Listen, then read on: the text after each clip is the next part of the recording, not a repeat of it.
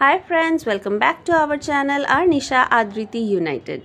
আজকে আমি নিয়ে চলে এসেছি একটা ফুড মিনি ব্লগ, যেখানে আমি শেয়ার করব what I eat in a day when I don't feel well.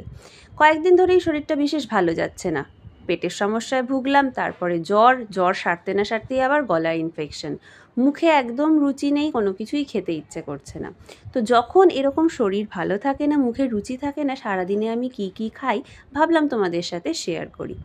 যে কোনো দিনের মতন দিনটা আমার শুরু হয় 1 কাপ চা, তার সাথে 2টো মেরি বিস্কিট দিয়ে। তোমরা সবাই জানো আমি ভেতো বাঙালি, তো সেই জন্য আমার কিন্তু ব্রেকফাস্টেও থাকে ভাত। সেদিনকার ব্রেকফাস্টের মেনুতে ছিল ভাত, মুসুর ডাল, তার সাথে লেবু, আলু পেঁপে মরিচ, লোটে মাছ আর চিকেন কষা। স্কুল থাকলে দুপুরের লাঞ্চটা স্কুলেই হয়, তো স্কুলের টিফিনে ছিল ফ্রাইড রাইস, চিলি চিকেন, তার সাথে স্যালাড।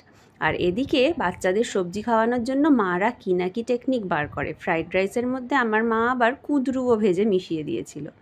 রাত্রিরে আমি নিজেই বানিয়েছিলাম ফ্রাইড রাইস আর চিলি সয়া, তার সাথে ছিল দই বোয়াল।